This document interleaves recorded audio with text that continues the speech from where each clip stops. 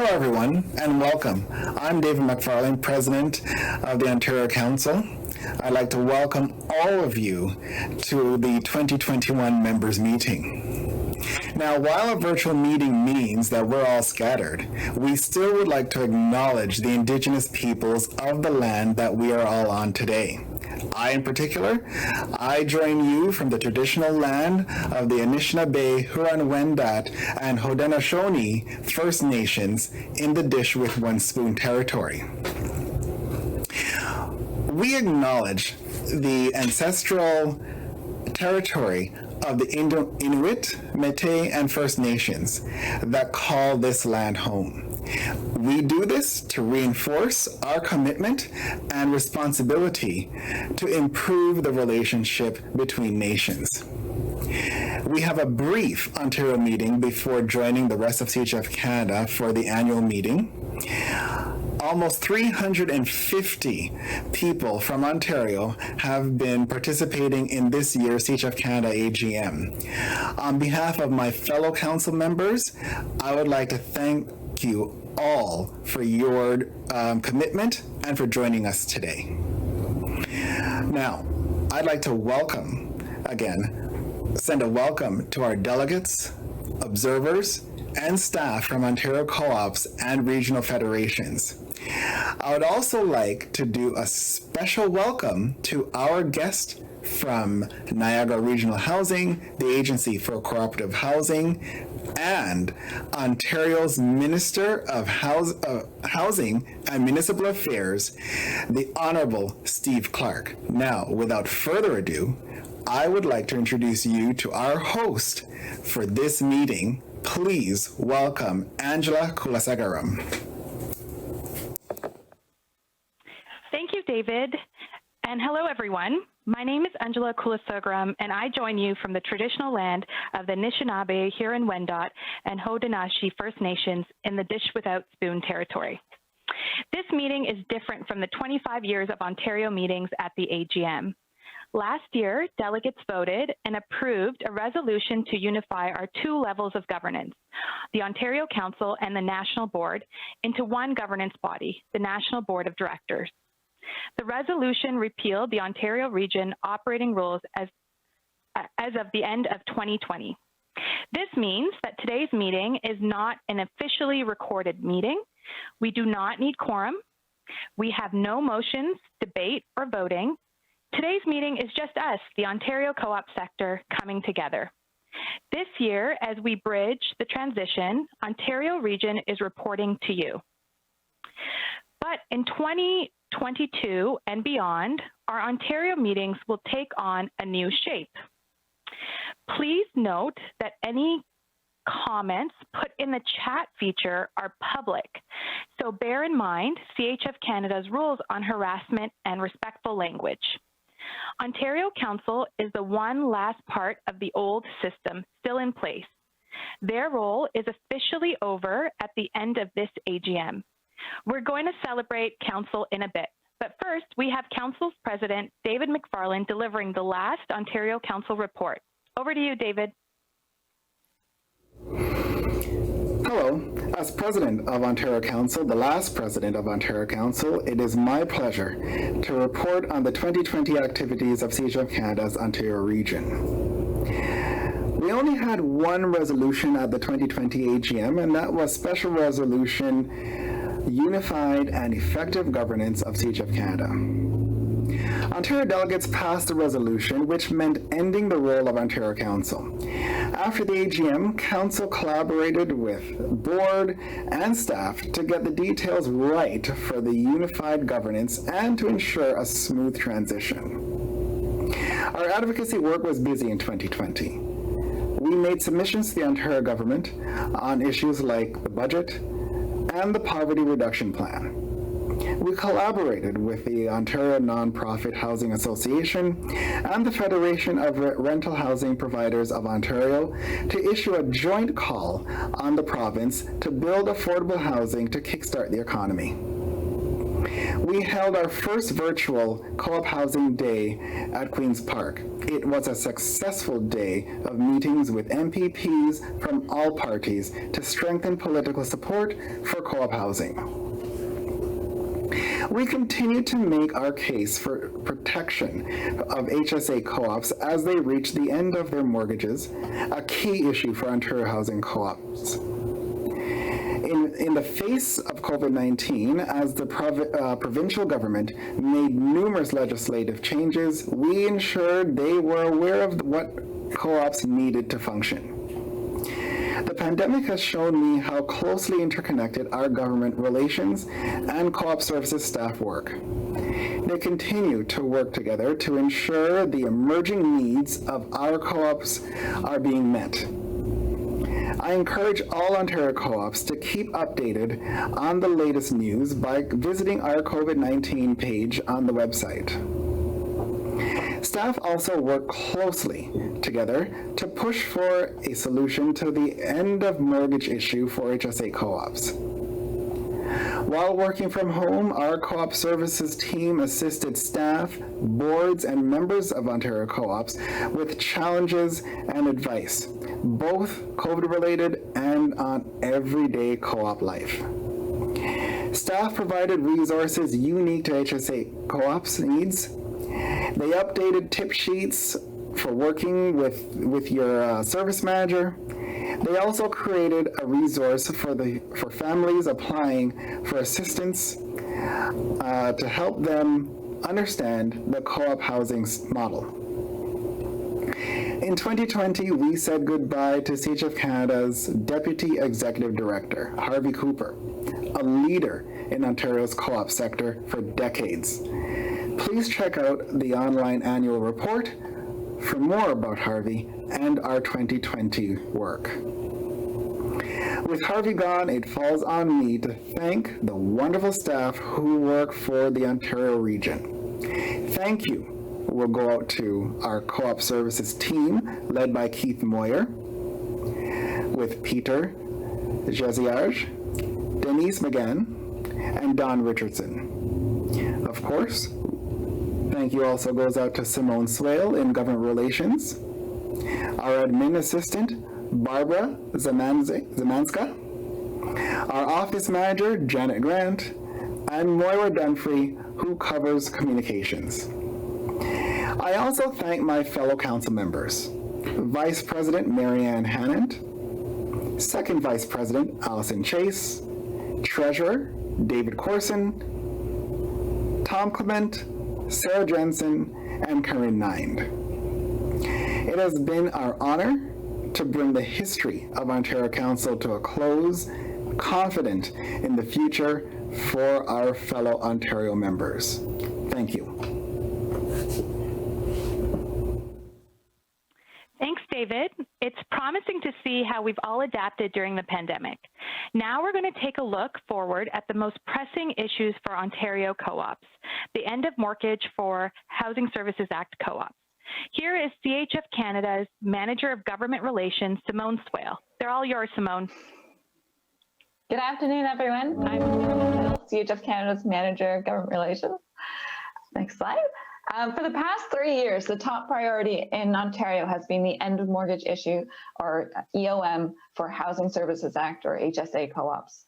There are over 250 HSA co-ops in Ontario, home to 21,000 households. Over the next 10 years, the initial mortgages for these co-ops will be paid off. While this may sound like a good thing, a flaw in the provincial funding formula allows service managers to take back the entire mortgage savings from the funding the co-op receives to offer rental assistance. At the end of their mortgages, these co-ops will be at least 35 years old and in need of significant reinvestment to keep them going for future generations. If the co-op is charged negative operating subsidy, they will not be able to save for or refinance to pay for needed repairs. Just like our federal co-ops, HSA co-ops need the funding for rental assistance for low-income members. A study we commissioned at the end of mortgage found that 6 out of 10 co-op studies would receive no annual funding from their service manager at the end of mortgage if negative operating subsidy is used. This is despite offering rental assistance to 75% of households in the community. This kind of budgeting could put the future of all HSA co-ops at risk, and with not enough cash or investments on hand to repair their homes. These co-ops would be entirely dependent on government grants to keep the buildings operating. This past summer, the Government of Ontario passed legislation that could fix this problem. The legislation created a new section of the Housing Services Act called service agreements. A service agreement would be a new agreement signed between the service manager and the co-op after the co-op's mortgage is paid off.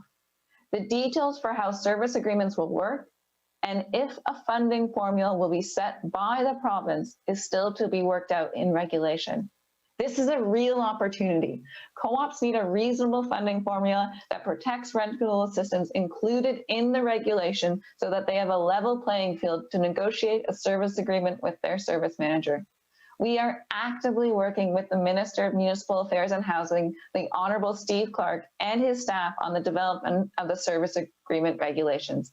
The Minister has recorded a special video for this meeting that we'll show just a little later on. He had wanted to join us in person virtually, but unfortunately was not able to make it due to some unforeseen circumstances. If we fix the funding formula, HSA co-ops will be able to make long-term plans for the repair of their homes and refinance through the private sector, much like our federal co-ops. This will create a healthier housing system for everyone and cost far less than allowing the repairs to get backlogged or for this housing to be replaced. Co-ops and nonprofits will begin to pay off their mortgages this year. With 21,000 units of co-op housing at stake, this is our #1 priority.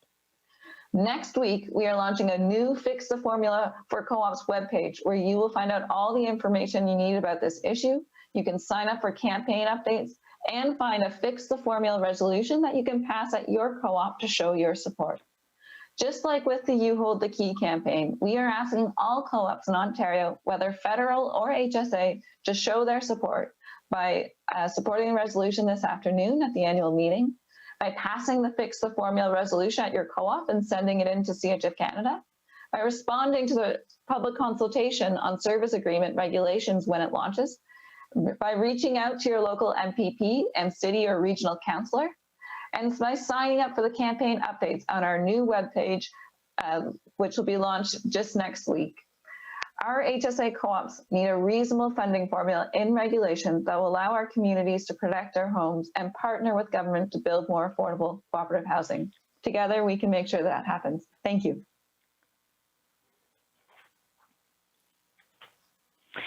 Thanks, Simone. I have faith in Ontario co-ops to join in a campaign to protect HSA co-ops. Ontario Region has had a lot of campaigns, like eviction law reform. Co-ops committed to this campaign for 13 years until we won. Many of our campaigns were led by Ontario Council members.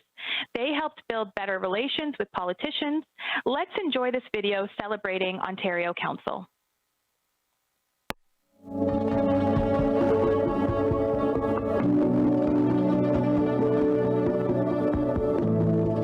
I think that the work at Ontario Council has been critically important to the success at Queen's Park. I think that particularly through the fall Queen's Park Day, where members and council members from all over the province have been able to go and meet with MPPs and have quite a significant presence during question period, I think that's been extremely important. You know, a famous U.S. politician, Tip O'Neill, said once, all politics is local, and having that grassroots connectivity from the elected representatives, I actually think, frankly, makes an enormous difference in moving an association's yardsticks forward. And the Ontario Council was right at the top of the list on that. Every year we host a co-op day at Queen's Park, and we get the opportunity to meet with different politicians, let them know what's happening in the co-op sector, and getting their opinions about what we're doing and finding out how they can help us. The first time you sit through question period at Queen's Park, it's always startling how chaotic it is. but when they introduce people from the CHF Canada, you do get the attention of all the MPPs, regardless of the political parties. And I particularly remember the MPPs cheering for Harvey Cooper at one point. And someone introduced him, and spontaneously other MPPs started shouting, "Harvey!" First, of course, we did have Co-op Housing Association Ontario, affectionately known as CHOW, and then the council in the beginning was very, very important because it was two merged organizations, and there was no playbook. I did help to end council and eliminate my position, and the reason why I did that was because I thought it was really in the best interest of the Canadian co-op housing sector at large to have better representation of Ontario on the board, and I felt that Ontario Council was very, very important, but had kind of lived out its useful life. I don't think that there will be a change for the Ontario members. They will always be able to access the services that they've had previously. We have 3 Ontario directors that will be sitting on the national board, and we will be paying particular attention to the Ontario co-op members, and we will be working with them. Nothing is going to change. Nothing is going to change. No one has gone anywhere.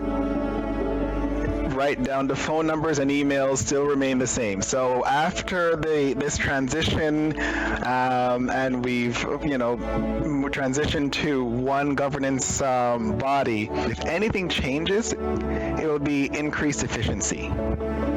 We'll be more efficient in delivering our services and responding to the needs of our members. Regardless of the representatives on that group, I was actually constantly amazed at the level of dedication that people put in and how well represented they actually were and are at the provincial and national organizations, because it's not only the day-long meetings that people used to come to.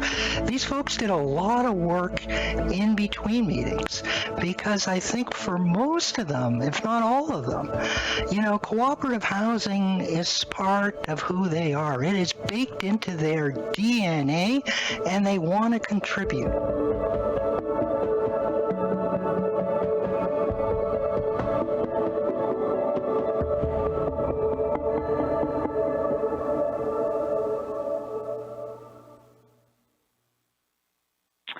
I'd like to now introduce Allison Chase, Council's second Vice President and also a woman featured in the video you just saw.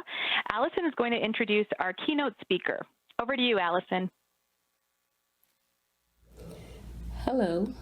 It is my pleasure to introduce our guest, the Honourable Steve Clark, Ontario's Minister of Municipal Affairs and Housing. Minister Clark is the MPP for Leeds, Grenville, Thousand Islands, and Rideau Lakes. He has been the MPP for the area since 2010. Minister Clark has always had an open door for co-ops and housing issues.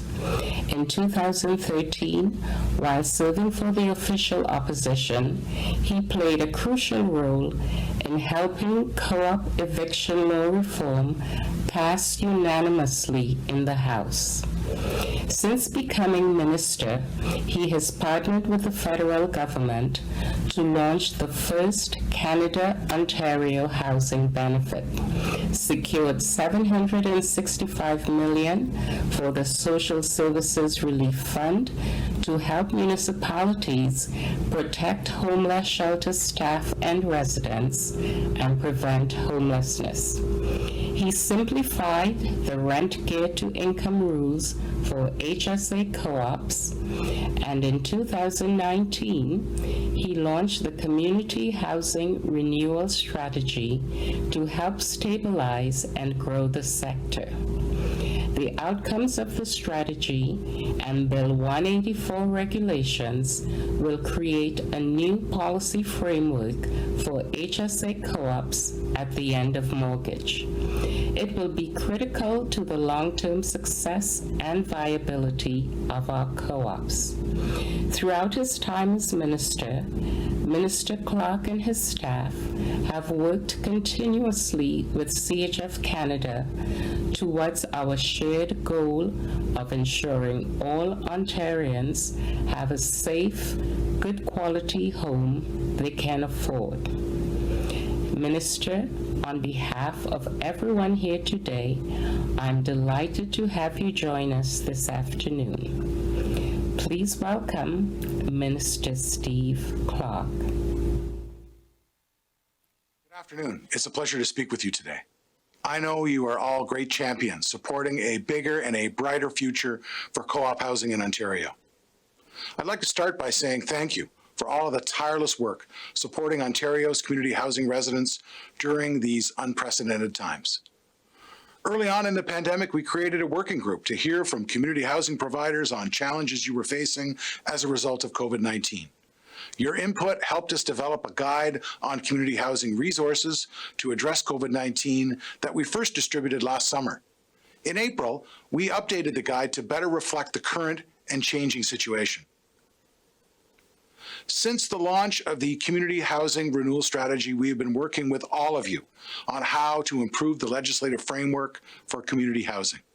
Last year, through Bill 184, the Protecting Tenants and Strengthening Community Housing Act, we made broad changes to the Housing Services Act. These changes were informed by sector feedback, including valuable input from the Co-op Housing Federation of Canada. We're looking to continue that close relationship with our partners and housing providers as we develop a new regulatory framework. The new framework will help nonprofit and cooperative housing providers stay in the system once their original obligations end. With many original operating agreements and mortgages coming to an end over the next few years, this work is top of mind. And we understand how important it is for co-op housing providers to have clarity about the future of the sector and confidence to move forward into a sustainable future.